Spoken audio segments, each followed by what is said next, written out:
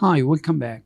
So we are at chapter 5, framework and research design. In this chapter, we're going to be looking at 3 sections. In the first section, we'll have a quick understanding of philosophy of theory, then the philosophy of framework, and finally, research technical implementation. And of course, quick conclusion on the chapter. Let's go ahead and start with the philosophy of theory.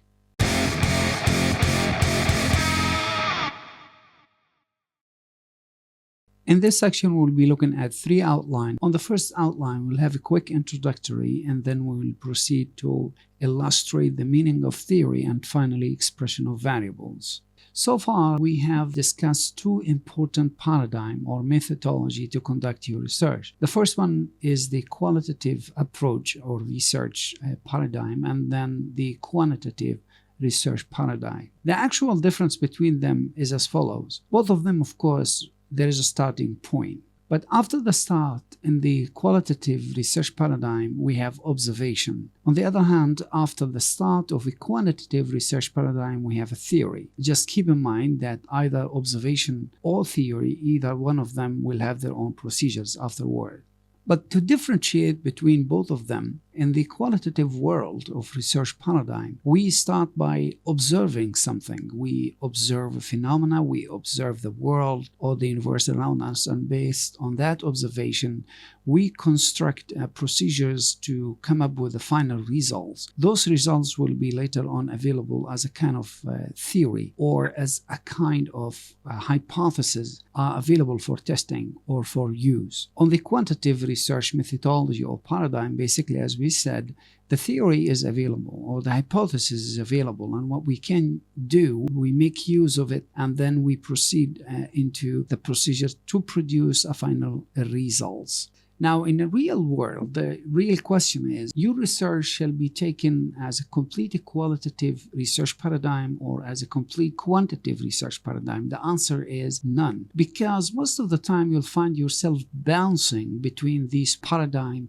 back and forth. Sometimes you start to observe, and then from your observation you proceed and you hypothesize something. And sometimes the hypothesis is there and you adopt that hypothesis, or you take that claim, and based on that you try to reject or fail to reject that hypothesis. But there is one fact that I know for sure, that every qualitative research will end up somehow later on to be a quantitative research, but not other way around, because the quantitative research, from the name as it suggests, to quantify something, to reject or to fail to reject something. To this end, I wanted to make sure this important fact is quite clear to you. The next important fact you must always keep in mind is to understand the problem. See, understanding the problem is almost the major factor of getting you to the right solution. Most people might fail to make a good solution.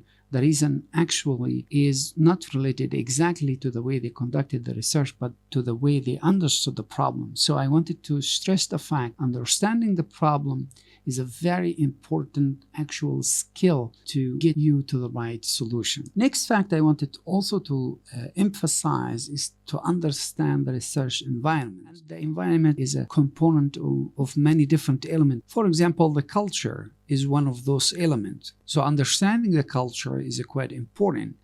Might be sometimes the language, might sometimes be the tradition, and so on. Might be sometimes other physical elements, such as the place, such as the space or the financial support, etc., etc. So the research environment is a very crucial element you must always keep in mind.